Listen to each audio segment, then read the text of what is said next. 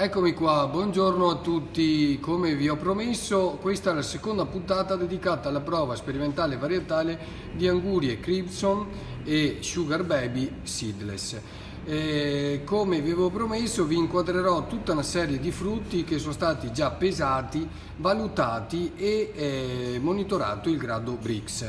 Partiamo dalla prima, Serenade. Ovviamente non vi descriverò preciso tutto quanto, perché sennò il video sarebbe troppo lungo. Vi inquadrerò tutti i diversi frutti con le caratteristiche che trovate ovviamente scritte, riportate a mano. Poi abbiamo sotto a Serenade abbiamo un siglato, la VT 071 della Meridie. Passando oltre, vedete tutta la serie di frutti con la colorazione della polpa, la buccia, quindi potete anche notare lo spessore della buccia stessa, la colorazione, il peso medio e il grado Brix.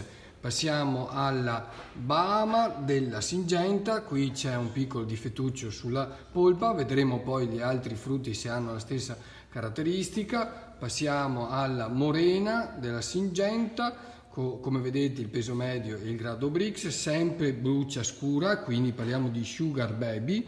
Stellar della Nunens con relativo peso e medio Brix. Dimenticavo, tutti questi cocomeri sono derivati da piante innestate, come lo vedete scritto, innestata sì.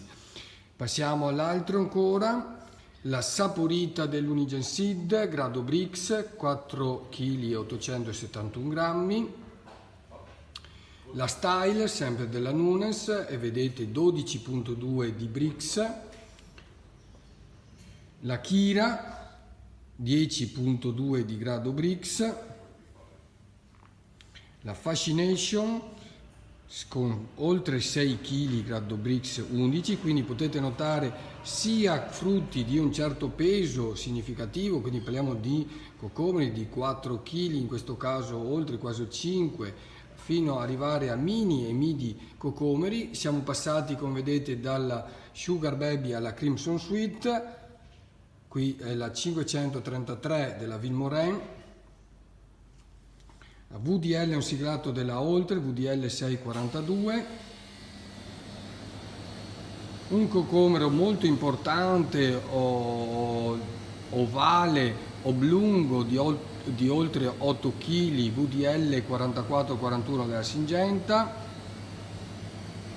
Un altro materiale siglato di un certo peso, in questo caso una buccia molto spessa, però comunque zuccherina, di 12,2.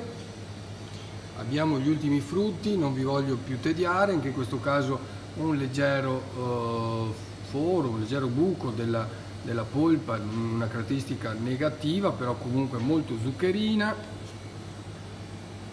Un materiale da Vilmorin 51019. La Bottle Rocket della Ceminis con grado di 12 di Brix. Qui siamo su materiale Crimson barra Tiger, io direi più Tiger, Esperanto della Cora Seeds di 12,4 di Brix. Abbiamo un altro materiale della Nunes, l'Un 31501 con 12 Brix e quasi 4 kg.